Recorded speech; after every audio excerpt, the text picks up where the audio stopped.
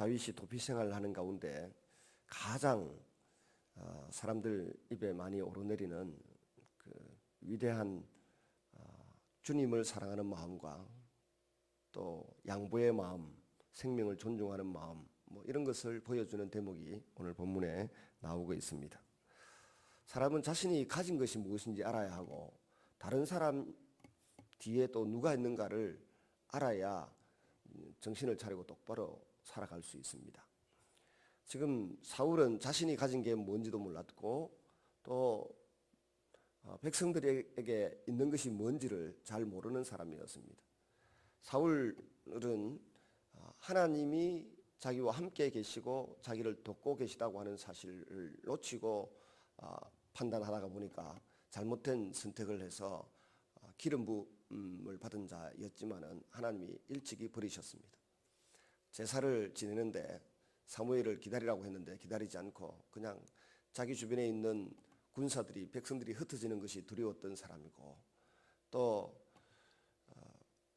하나님이 큰 승리를 주셔서 아말렉 군사를 물리치고 전리품을 많이 얻었습니다마는 그거 하나님의 것이지 자기 것이 아니었습니다. 그냥 버려두고 죽이고 해야 될 걸 자기를 과시하고 치장하는 데서는 도구로 활용했던 사람입니다.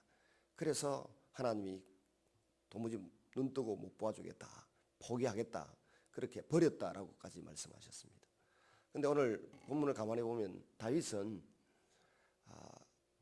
내가 하나님의 사람이라고 하는 확신을 분명히 가지고 있고 또 사울도 역시 하나님의 손에 있던 사람이다라고 하는 것을 분명히 인정을 하고 있습니다.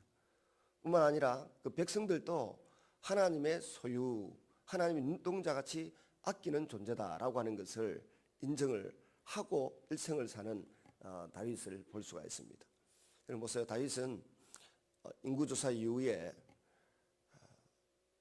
하나님이 그 갓 선지자를 통해서 네가 잘못한 것이 무엇인지 알겠느냐 하고 지적을 하고 그 다음에 이런 벌을 받을래 저런 벌을 받을래 세 가지 중에 선택하라고 했지 않습니까?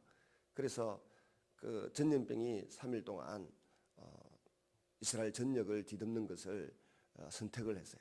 내가 사람의 손에 빠지지 않고 하나님의 손에 빠지겠다라고 했습니다. 그런데 전염병이 이제 창궐해서 사람들이 죽어나갑니다. 그럴 때 다윗의 입에서 나오는 말이 뭡니까? 나와 내 아비 집은 잘못했지만은 이 양무리는 이 하나님의 백성, 하나님의 양무리는 무슨 죄가 있어서 이렇게 죽어나갑니까? 그 양무리를 바라보는 하나님의 백성들을 바라보는 안목 자체가 굉장히 그 존중하고 귀히 여기는 그런 마음이 있습니다. 사울에게는 그게 없어요. 오늘 본문에 다윗이 사울을 아주 하나님의 기름 부은 자의 생명을 내가 어떻게 해치겠느냐, 절대 나는 그 일을 할 수 없다라고 말합니다.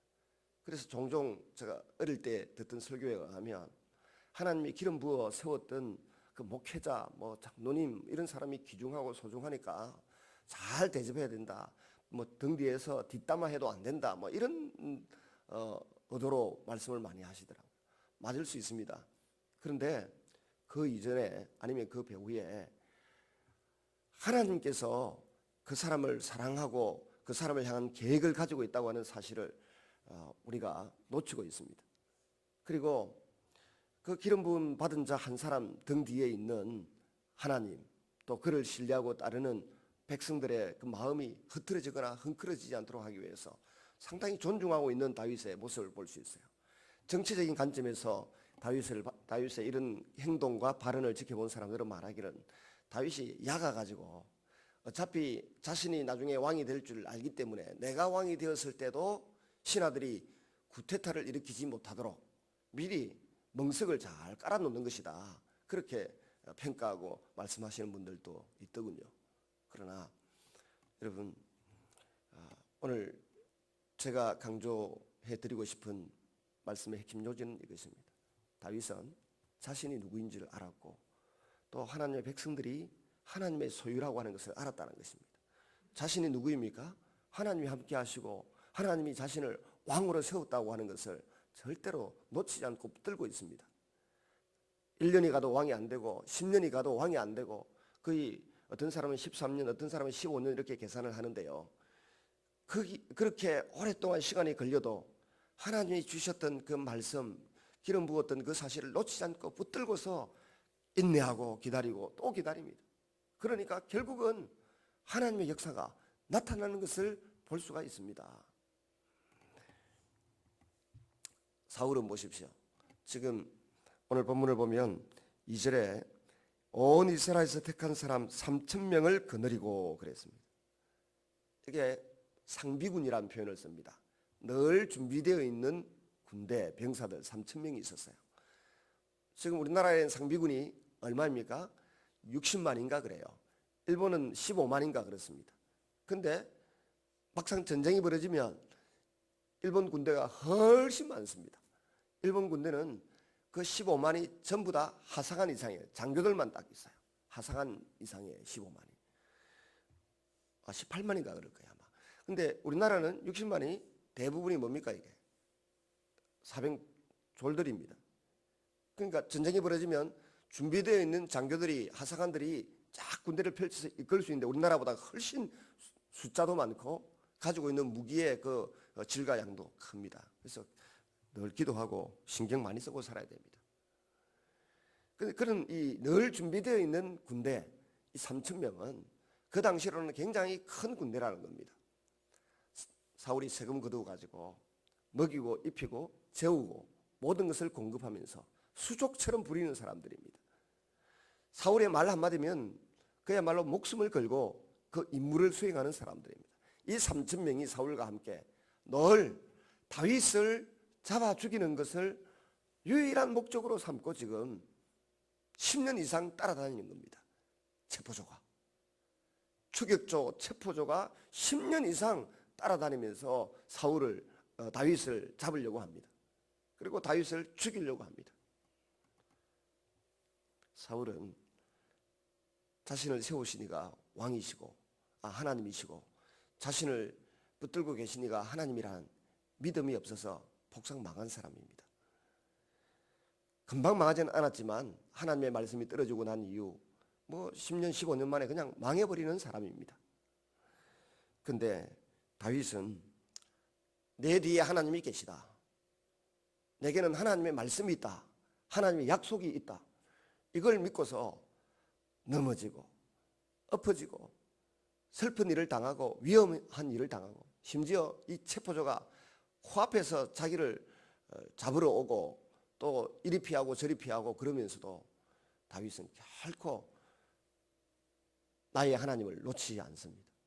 사울에게 자신을 낮춰서 개와 벼룩과 같은 나를 잡으려고 이렇게 오셨습니까? 라고 말하면서 자신을 낮춥니다.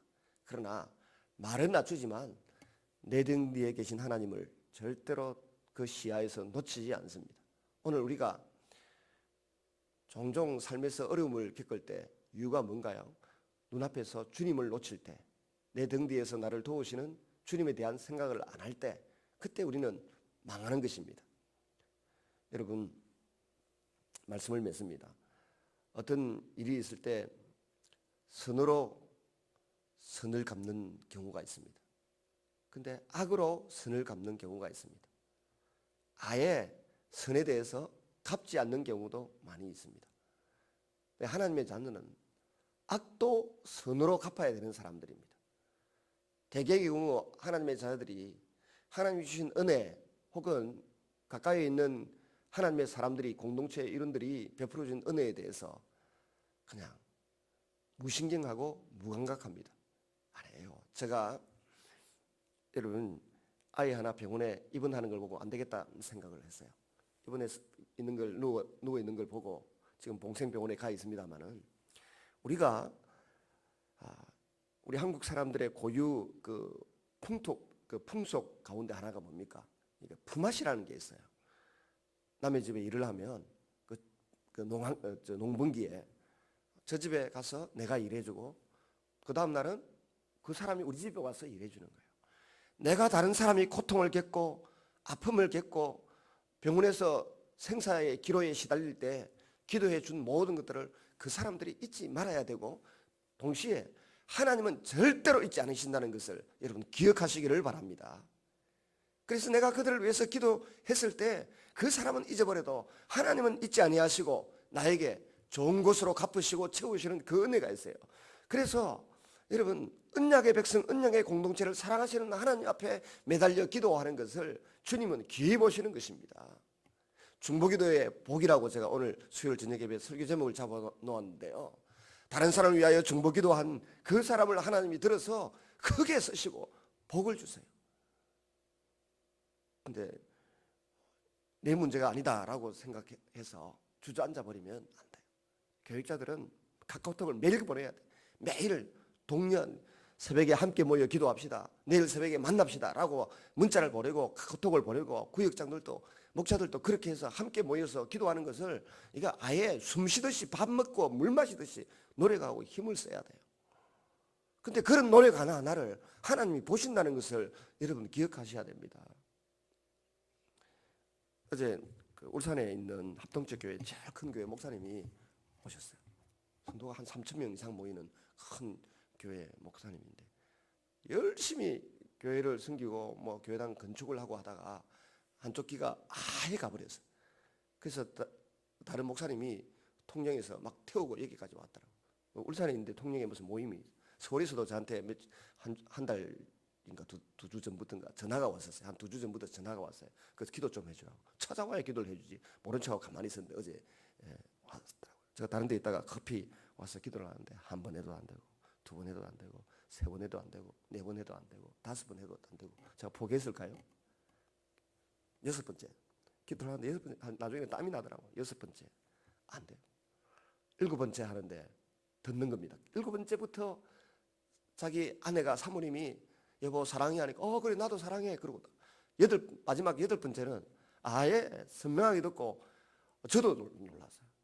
근데 감사하게도 하나님이 제 마음에 또 모시고 온 다른 그 목사님 사모님 마음에 0.001%도 안 낳는다는 말이 생각이 안 드는 거예요. 의심이 안 돼요. 보통 의심이 들거든요. 의심이 들어도 기도해도 낳는데 의심이 0.1%도 안 드는데 6번째까지도 전혀 못 듣는 겁니다. 서울대학병원에 일주일 입원했는데 그것도 뭐 지위가 있으니까 모든 순서를 다 제치고 뭐 석 달, 넉 달 기다려야 되는 것을 제치고 빨리 들어가서 일주일 입원을 해가 치료를 받는데도 당신은 목사님은 평생 그냥 이렇게 살아야 됩니다. 그런데 주님이 열어주시는 것입니다.